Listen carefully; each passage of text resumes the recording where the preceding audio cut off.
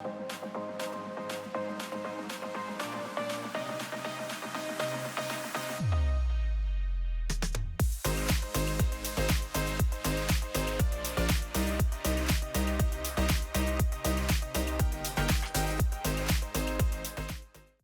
everyone, and welcome to the Savvy Cast. I am so grateful you're here, whether you're listening to the podcast or watching on YouTube. Today's episode is going to be a fun and fabulous one. I have Ashley McMakin of Ashley Macs. And if you live in Birmingham, and I know there's some other places you love Ashley Macs. If you don't live near an Ashley Macs, I'm so sorry because you're missing out on a treat. But Ashley, thank you for being here today on the Savvy Cast. Well, thanks for having me. I appreciate it. Well, Ashley, I know you know, and you're humble, but you know, you have a restaurant that is literally the go-to for birthdays, for girlfriend lunches. I mean, everyone loves Ashley Macs. So I'm glad you're here because you have built a fabulous business and you are an inspiration as a female entrepreneur. And we've just got a lot of things to talk about, and I'm super excited to dive in.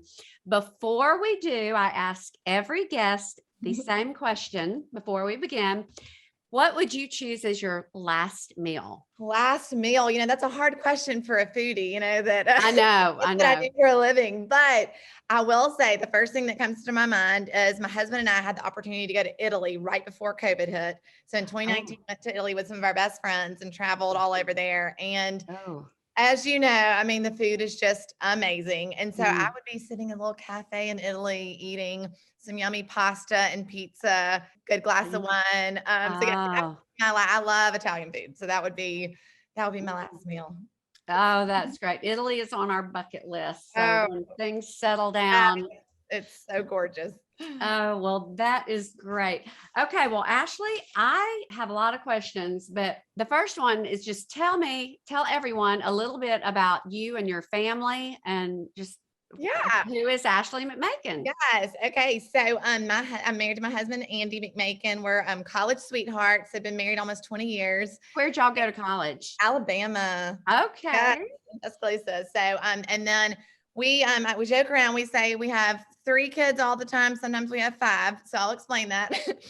We have 2 biological boys that are 12 and 10. And then we have a little girl adopted from China that's 9. And we adopted her when she was 2.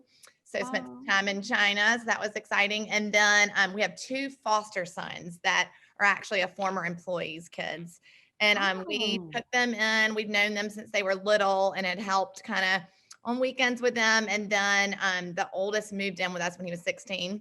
So he lived with us for several years and then went off to college. And then we have his little brother just on the weekends. So we have a house full most of the time. It's fun. That is wonderful. That is wonderful. So you have a busy household. Do you have pets? No pets. When my kids beg for a dog, I'm like, do I look like I have time to keep something else alive? I know, because it is like another child. Trust me. That's what I've heard. So no, we have a little hamster. My little girl does, named Jingles. And so he's the pet. They're easily managed. So you probably want to stick with that. Okay. Well, Ashley, tell us basically, who would you're obviously a fabulous cook, and we'll get into your business, but to have your business, you obviously love food and you've referred to yourself as a foodie. Who was your inspiration? Yes, really my mom and my grandmother. I have come from a big family. My mom's one of 6, and all growing up, all of our holidays and even just different gatherings all revolved around food, just like many Southerners. Yeah. And so I just honestly grew up not knowing anything different besides being in the kitchen all the time. So you were always cooking with them? Yeah, so it was honestly now, most people are like, oh, that, didn't know I had a business. They're like, oh yeah, I could see that. You always wanted to cook and, Yeah. So really my mom. Yeah. Okay. Well, so tell us how your love of cooking and food transferred into a business. Was your degree at Bama in business? It was in business. It was in marketing and advertising. And so I did have a business background, but honestly, when I went to Bama, I looked into doing hotel restaurant management or like hospitality type. And Mhm. then my dad encouraged me just to go to business school since I really wasn't sure what I wanted to do, just to kind of have a Mhm. broader degree. And Alabama has a great business school. And so Mhm. I did that. But honestly, I always joke around that I really went to college for my MRS degree, but I didn't tell my parents that. I really didn't go to college thinking a certain career I wanted. Right, So right. my mom stayed home with, I'm one of four. So she stayed home with us. I really wanted to be a mom. That really honestly was my dream job. And, Yeah. of course, I wanted to get a good education and have something to do if I wanted, but I didn't go out seeking, a career. And Mhm. so when I graduated from Alabama, I actually went overseas to China for a year and studied Chinese, and it was through a Oh, ministry at Alabama. And my husband was finishing or boyfriend at the time was finishing yeah. his accounting degree at Alabama. And so we got married. I got engaged the day I got back from China, and Oh then my yep, goodness. and then got married 6 months later. And so we were young. We were both 23 when we got married. I remember, talking, or really when we were engaged, talking to my husband about what I was going to do. He had an accounting job. And I'm like, I guess I'll get, a marketing or advertising job, but I really wanted to go to culinary school. So I very vividly remember sitting at one of those big desk computers or computers at a desk, no laptops then, and Yeah. searching going to culinary school. And it was like $20,000 or something to go to Jeff State. And my husband's like, Whoa. we can't do culinary school. Like we're broke newlyweds. And Yeah. so I got a job in an advertising agency and started working there and worked there for about a little over a year. And when I was there, I met a girl that was in my little cubicle next to me, and she loved to cook too. And we Mhm. were kind of in that newlywed stage of like, it's so fun to come home and cook for our husbands. Yeah. And now Yeah. weeknight dinners don't have that same luster to me, but Yeah. but back then that was, it was just kind of Yeah. me being on my own for the first time and really, diving into being able to create things on my own and just really enjoying it. And so we started a little side gig. And so we made our own little business cards. It was actually called A Taste of Birmingham. So this is like Oh. total hobby. Like come home, tell my husband, hey, this will be fun. Like I started a little catering business with my friend. And I always had friends and family because they knew I loved to cook. I had catered a few parties like before then, or just like for my grandmother, hey, make your chicken salad and I'm going to have Yeah. some friends over or this and that, so I had Yeah. dabbled in it, but I hadn't, done anything beyond that. And so when we started this little side gig, my uncle works at Vulcan Materials, which is a big business in Birmingham. Mhm. And he had kind of gotten my name out to several people. And so they started calling us and asking us to cater meals. And so it really kind of snowballed quicker than we thought. And I found myself staying up till midnight cooking and then going into my 8 to 5 job, Oh, leaving wow. on my lunch break to go like deliver a meal or on Mhm. the weekends doing catering. And Mhm. so, So y'all were cooking everything that you were for your taste of Birmingham in your kitchen? yes, in my kitchen. And when we lived in a condo in Homewood, so a Oh, condo like the size of an apartment, so apartment size kitchen. So oh yeah, wow. we would, she would cook in her house, I would cook in mine, we would bring it together, we'd split up responsibilities, that type of thing.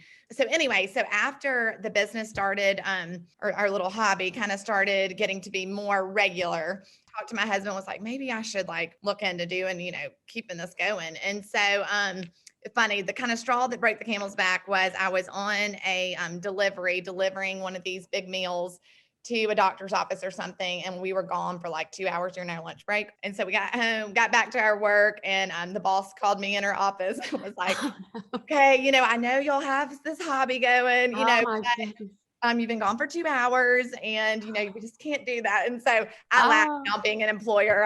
I'm like mortified. I'm like, oh my gosh, I can't believe I did that. Oh, But I will say this family that my boss, they're like huge Ashley Max fans now. So it's neat to see it all come back around. But anyway, yeah. I know they hated to see y'all leave. Is your friend still there with them? she's not, no. Yeah. Okay. So she ended up, so basically after we kind of left the job and started doing it full time, still called A Taste of Birmingham, Okay. my business partner, she got pregnant like a year into it. And we were doing it out of our houses still.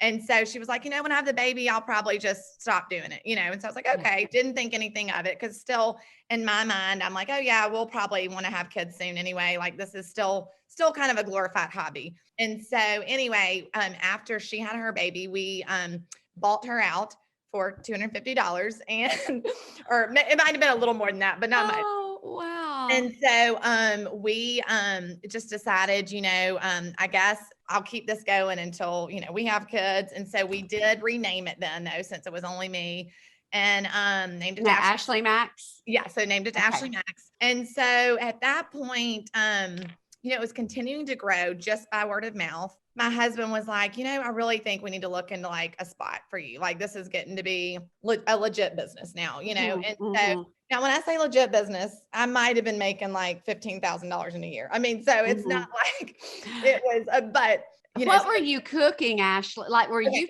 because did you limit it to just a few things? I Or were actually you had a decent menu. I had and what's crazy is looking back, how many things from those early catering days are still on our menu is kind of crazy because I really early on, it was kind of, trial and error. Like, what are people going to like? I didn't know, what Yeah. people were going to be interested in. But our chicken salad, our poppy seed chicken, our baked spaghetti, our strawberry cake, or a lot of those, like our Greek pasta salad, our broccoli slaw, like a lot of those things were early on just things that I catered. And so anyway, Wow. so yeah, so I had a decent, menu at the time. But so we found a little spot in Bluff Park, Alabama, and a tiny little, it was a tea room before. So we went up there really just to get a spot to cater out of. Mhm. And so I was in this tiny little kitchen, and so we like needed more space. When you say we, Ashley, how many people were with you at this time? Okay, that's a good question. I had one person with me this time. So my husband and he had ended up leaving his accounting job once we found a spot Oh, to yeah. kind of like take it on. So he believed in it enough to be like, hey, let's like go all in, which our Yeah. friends and family thought we were crazy because he was, like working at a great accounting firm. And here we are, like helping his wife with her like baking hobby. Oh my goodness. But who knew? Look at you now. Yeah, so So well, and he's a yeah. smart businessman, so he knew what he was getting Yeah. into. But anyway, Yeah. and so yes, we actually hired the girl, a lady that lived below us in our condos in Homewood. And Mhm. she had just moved to Birmingham from Florida to marry this man that he's actually disabled in a wheelchair. And we would like take him dinner and kind of befriended him and got to Yeah. hang out when we first moved there. And so when he got married to his new wife, we went down there to meet her. And the first thing my husband says is, do you like to cook? And she was like, yeah. And he was like, well, do you want to come work for us? So Oh my it's like, goodness. right. Because he knew I was dying at the time, like trying to do Yeah. everything myself. Yeah. And bless him, he's amazing at accounting and the financial side and the entrepreneurial side, but he does not know a thing about food and still doesn't Yeah. really. And so all the food side was on me. So like, I was doing, even like meals for 100 people out of this tiny little condo kitchen and, being like, I've got to get some help. And so all that to say, when we opened Bluff Park, I had one employee. And so, and this employee is still with us to this day. So she's been with You us are, for 15 years. oh And my so her name goodness. is Juana, and she's like my little sidekick. And yeah, Oh my goodness. Where um, is Juana? Which location is she's in our she? Cahaba Heights location in the kitchen. And so she cooks, and does, yeah. So I remember being in our tiny condo in Homewood, teaching her like how to make cakes. And she kind of was like me, grew up cooking and baking, but not professionally, Yeah. And so Yeah. we've just kind of learned along the way together. And she's awesome and everybody adores her. So yeah. Okay. So Ashley, I've got to ask you this because I enjoy cooking and I, cook for crowds and entertain. But when you start talking into the hundreds and you're talking multiple menu items and Right. some things have to be within 2 to 3 days, chicken salad, for example, how are you and Juana doing that by yourselves? Yeah. So that was definitely the growing pains. When I first started, of course we were doing meals for like 10 or 15, like some more manageable ones. And then I really, so much of that, I look back and I'm like, God just provided what I needed the day I needed it, meaning whether it's like the creativity to think of how are we going to pull this off or being able to talk to someone that had done it before. I'm like, how do I do Yeah. this?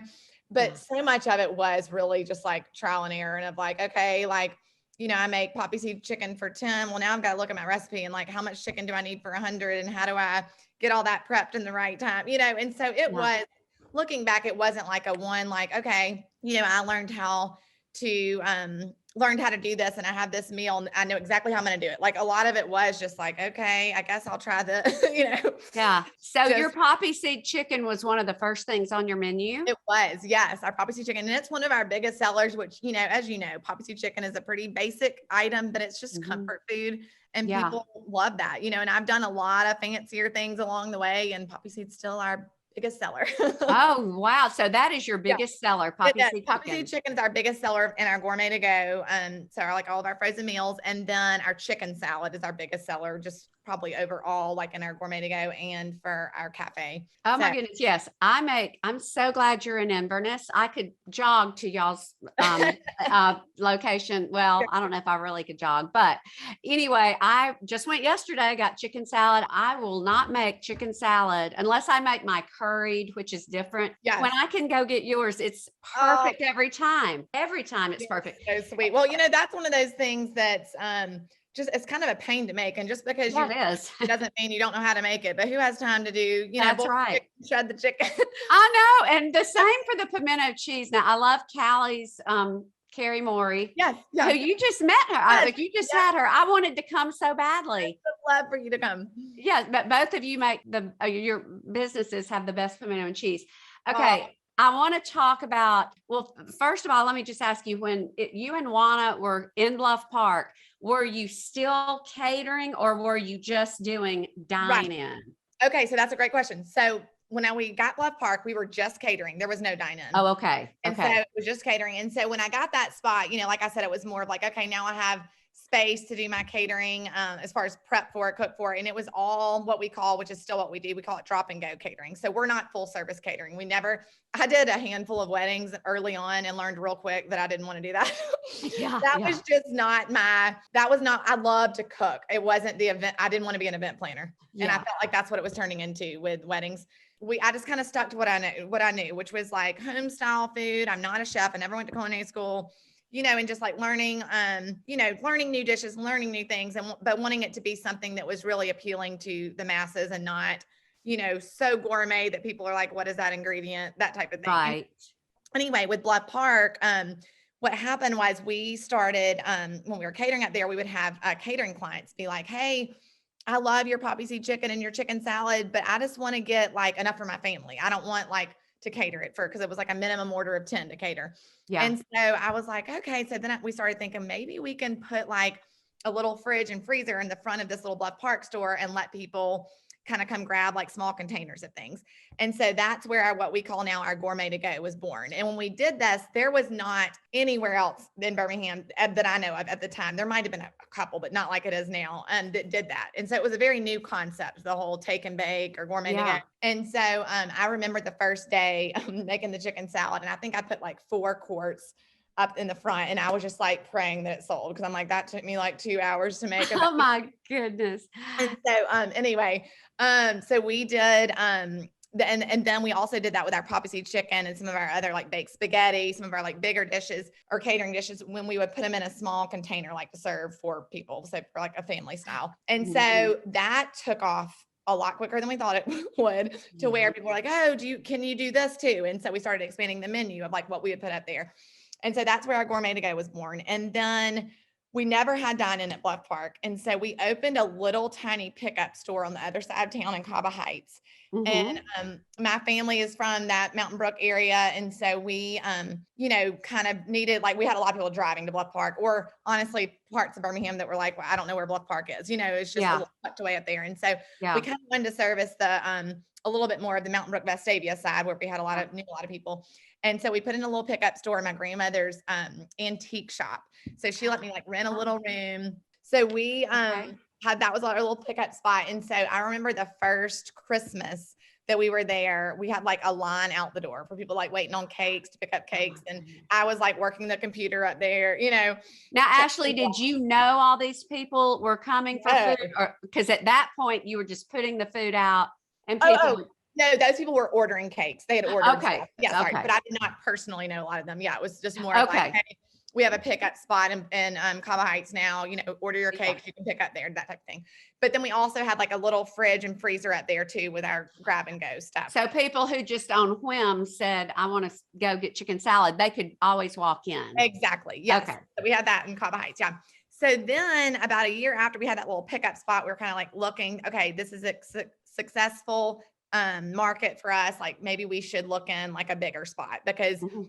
I was cooking in Bluff Park, bringing this over there every day, like the food. And so we thought maybe we should look into a second location. And so my husband stumbled upon our current Cahaba Heights store that was called Viva the Chef. It was like a cooking Yeah. school for, Mhm.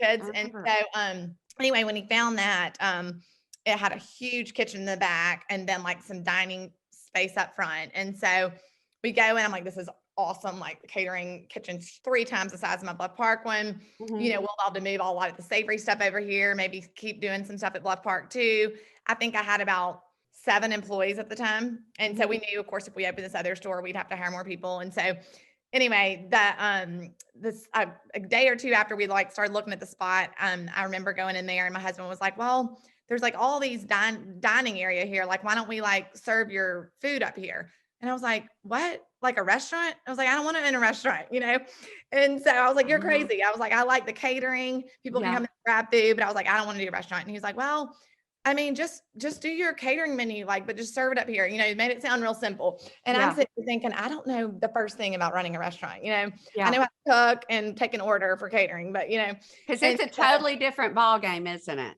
totally different ballgame. And Totally. I want you to explain that. I never even worked in a restaurant. So, I mean, I'm having Yeah. all these questions of like, okay, we've got to have a point of sale system. We've got to have, are we going to take numbers or names, or like, how are we going to call it out? And how do I time the food being ready? Because before I'm just catering behind the scenes. I'm not trying to like get food out at the right time, Mhm. Yeah. And so, oh my gosh, a world of things to learn. But anyway, it was one of those, once again, where my husband's very confident. He's like, well, other people do it. Like, we can do it. We ended up hiring, obviously, a whole team of people to come help us run that store.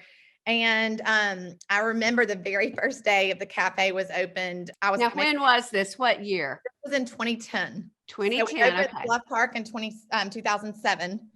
And Okay. then our second location, Cahaba Heights, in 2010.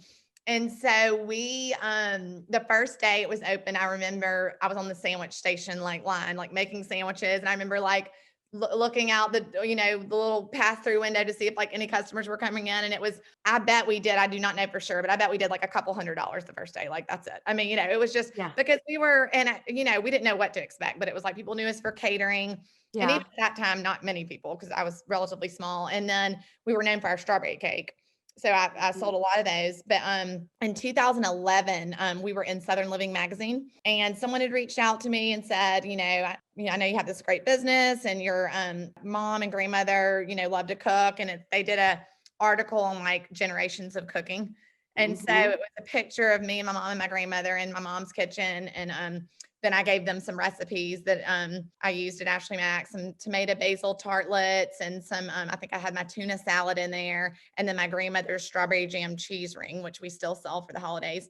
And so anyway, so when that went out, we like business really picked up, just because, as you know, Southern Living's a well-known publication. Oh, yeah. I helped put us on the map a little bit. At the time, we also did Pepper Place every Saturday morning in the summers. And that was back when it was only in the summers. It didn't kind of go in the fall and spring like it does now. But that was another big kind of launching pad for us, because when I had only Bluff Park, especially when I only had Bluff Park, it was like people didn't know. I mean, really not many people knew about us. And even when I had Cahaba Heights too, it was like, where are y'all? And like, I'm in Cahaba Heights. And so we did that for several summers. That was just such a great avenue for us as like a young entrepreneur to get our name out there. And I think Pepper Place is so great at that, about, just really wanting to support local entrepreneurs. So that was neat. But now at this point, were you doing dine-in yet, Ashley? Yes. So I was doing dine-in at Cahaba Heights only. Okay. So Bluff Park still, was still running as like a pickup location and doing, but no dine-in. So only Cahaba Heights was dine-in at this time. Was the transition to dine-in as hard as you thought, or was it pretty seamless? I wouldn't call it seamless. It was definitely hard. Yeah. But what's crazy is that it's funny. I found our menu like that I had written on like a scratch sheet of paper, like ideas and stuff like from back in 2009, I guess, when we were like looking at opening in 2010. And so many of those sandwiches are still on our menu. It's just crazy. I'm like, and like I said, at that time, I had the chicken salad, but a lot of the hot ham and Swiss and the turkey spinach aioli and some of these other sandwiches like weren't even a thing yet. And so it's neat to look back and be like, wow, like I can't believe that we never had a restaurant, and then kind of everything we end up putting out for the most part, it's like still on our menu.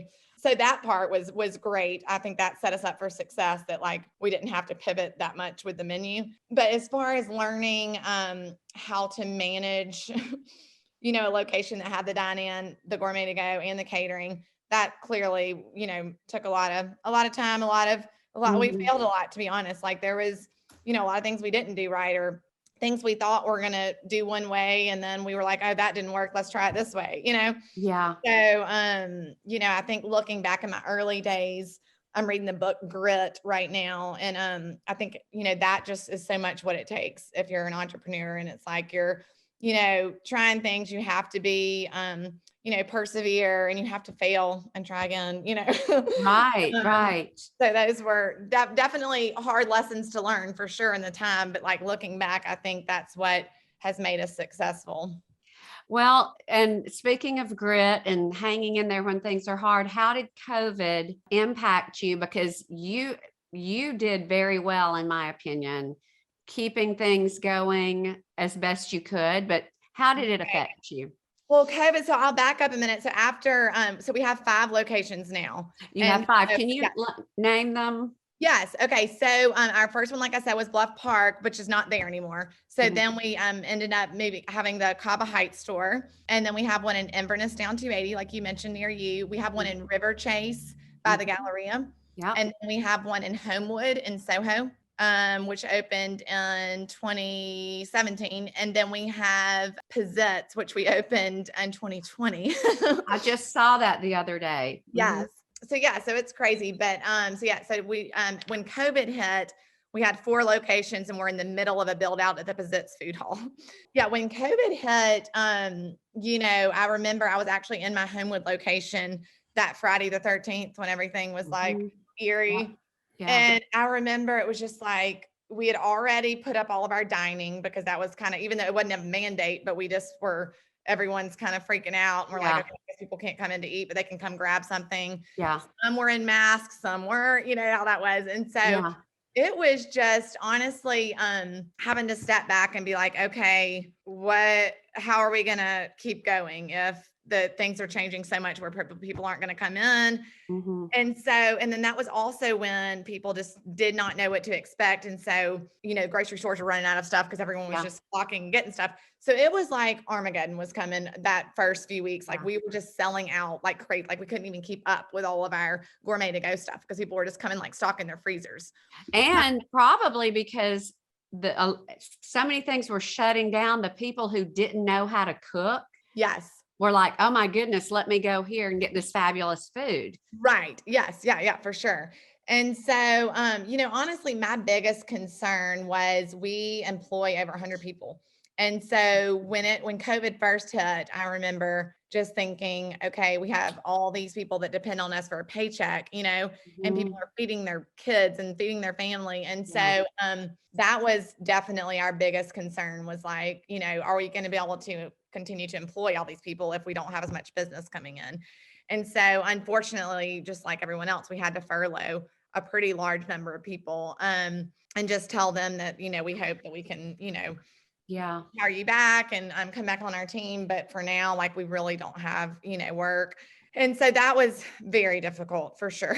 Yeah. And then with the team that we were able to keep intact, it was kind of a day-to-day war zone of like, we were trying to pivot and do all, anything creative we could do, whether it's curbside, or we did little pickup locations. Like we would take our van to different neighborhoods and have it full of gourmet Mhm. stuff where we would like deliver stuff to, which we had never done before. And so that Yeah. was just kind of trying to figure out that clearly a catering is such a huge part of our business. And all of a sudden there's no catering. Like no one's having all the offices are closed. No one's, and so being like, okay, we've got to figure out how to get revenue in the door. What else can we do? And so, we even did like produce boxes, because that was also when people couldn't find produce for a little bit. Cause it was like, everybody's wiping out the stores and, the smaller farmers weren't able to do everything they were doing. And so we made little boxes of, because of course we had all these relationships and vendors that we could get stuff from, that the general public couldn't.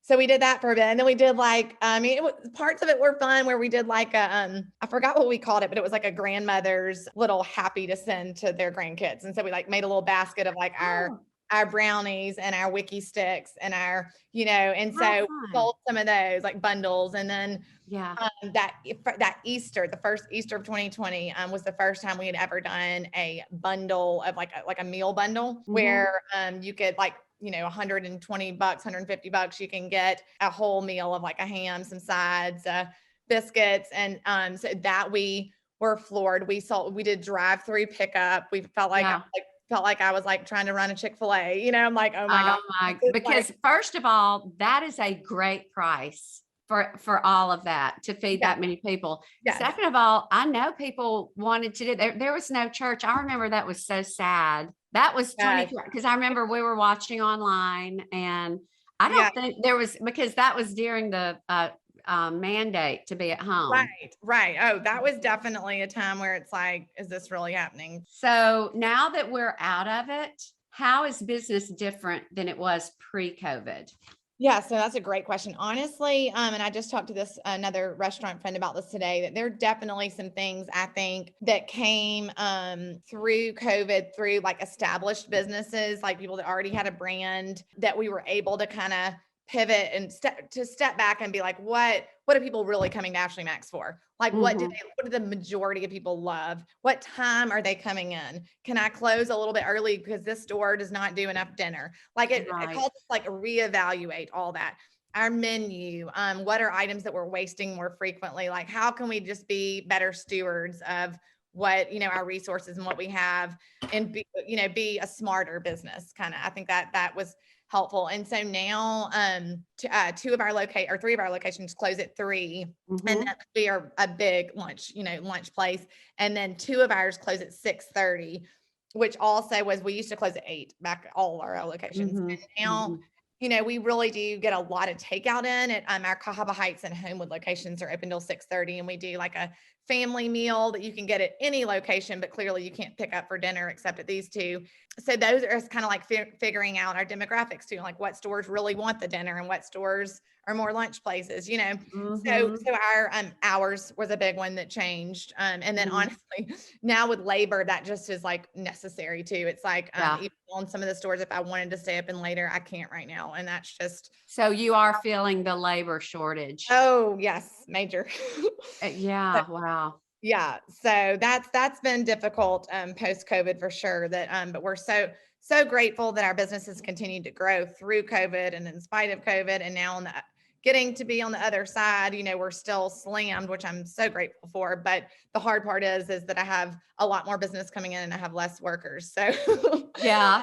Well, Ashley, tell us about the things that are constants on your menu and are never going away because they're just so popular. You already said your poppy seed chicken, and that was a question that several people had. What's your most popular dish? So the poppy seed chicken, and then the chicken salad, of course. We just sell, hundreds, thousands of pounds a week of chicken salad. It's crazy. We also wholesale that. So they're at all the Piggly Wigglies in Birmingham, or most of them are Piggly Wigglies. Our strawberry cake is our biggest seller as far as desserts. Now, during the holiday season, does your red velvet surpass that?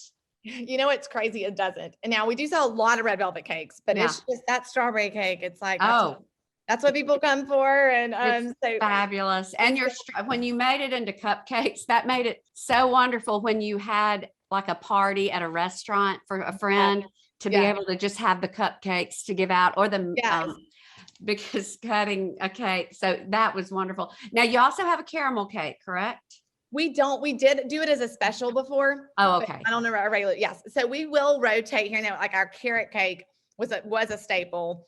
Now it's seasonal. And we don't Okay. do it for the fall, but we might do it for the spring. And so we're just kind of trying to rotate in different things. We have a coconut cake we've done over the years. So we'll do seasonal specials, which is fun. And it's fun for the staff to do, something a little different. And Yeah. our customers enjoy coming to get, try something different. But yeah, the strawberry and the chocolate are the one that's always on the menu.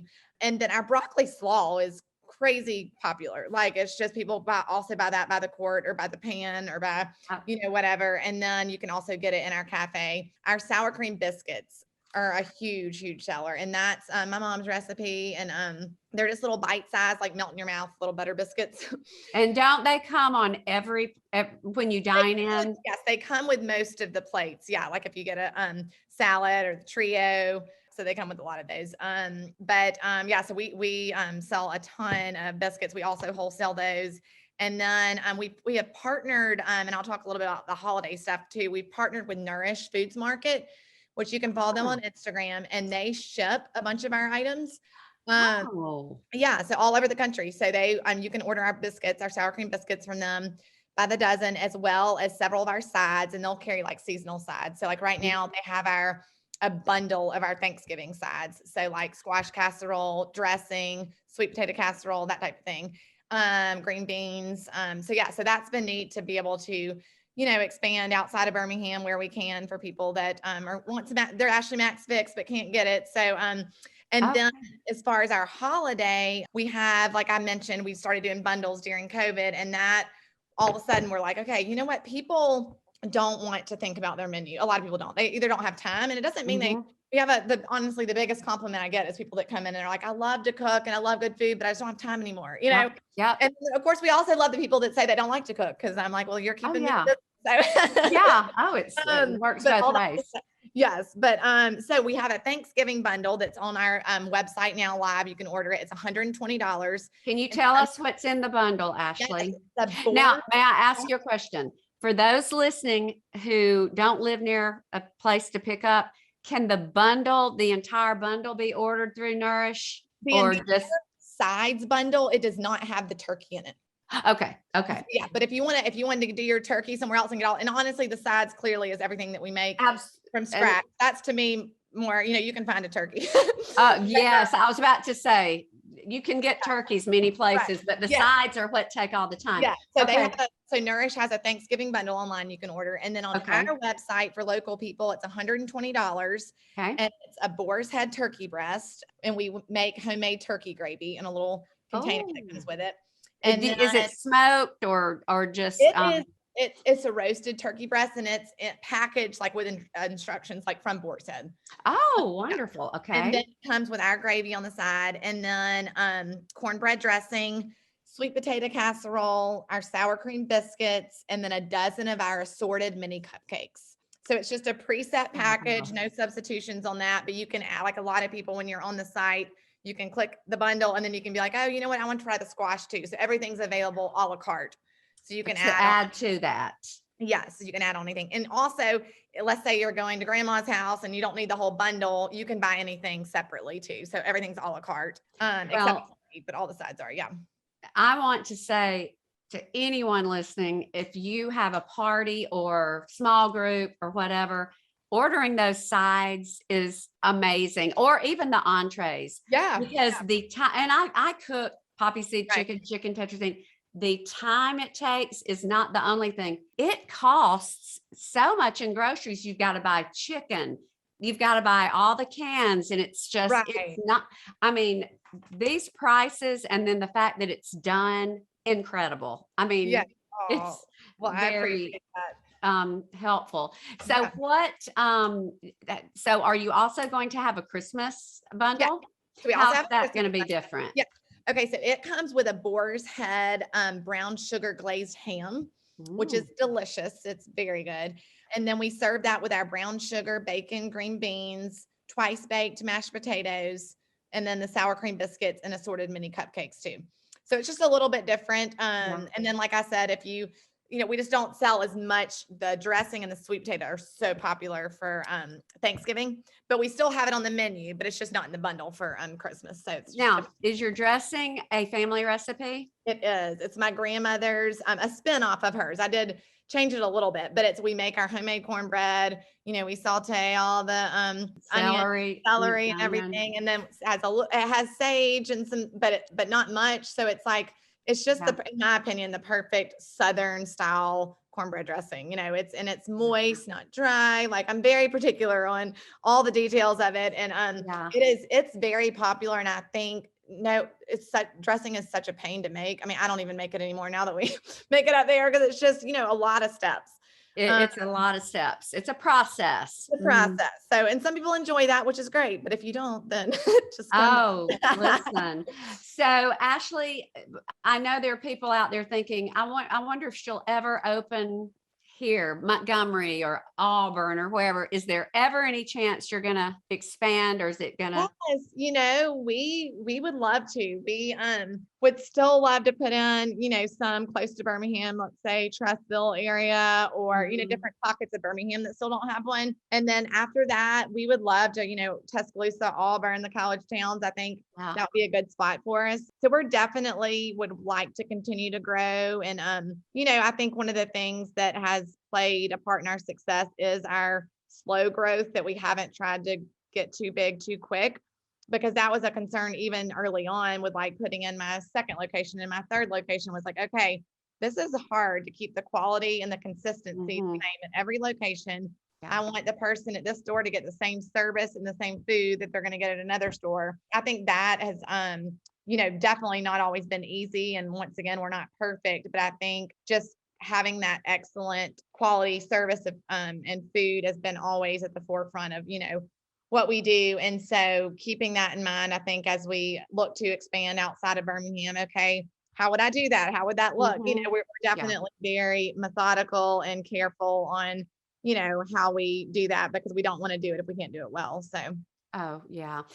Okay. And I can't end this without talking about one of the most, every time I'm with friends there, everyone gets the salad, with the poppy seed. Do you sell the baby blue? Yeah. Do you sell the dressing a lot? You should bottle that dressing and sell it if you don't. Oh my goodness. Okay. So yes, we sell, and some stores will have it up front in the gourmet to go, and some don't. Oh, okay. But you can get it at any locations if you ask for it. Okay, you just get it like in a pint or okay, little container. Yeah, but I would love to one day bottle those. That's another dream. I'm going to tell you, because there are many things you can find that come close, in Brianna's or this or that, but that poppy seed dressing that you make is phenomenal, and it's not to be found anywhere else. So I think that's something that everyone would love for sure, in addition to everything else. Well, before we end, what would you like to say to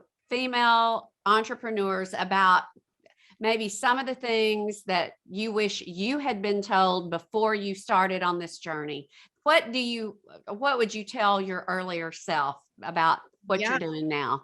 That's a great question. I think I would tell my earlier self to take things in stride. And, I know sometimes I'm definitely the type like wants to bite off more than I can chew, and be like, I didn't, not that there's anything wrong with a 5-year plan, but I did not have a 5-year plan, early on. I was like, I didn't know what was, I really did have to learn how to like roll with the punches. And I think that did end up playing to our advantage, because of things that, I didn't have okay, I want to always do this for catering, or I'm never going to do a restaurant. Like, I didn't have boundaries on like and I kind of let the customer demand dictate my growth, if that makes sense. Yeah.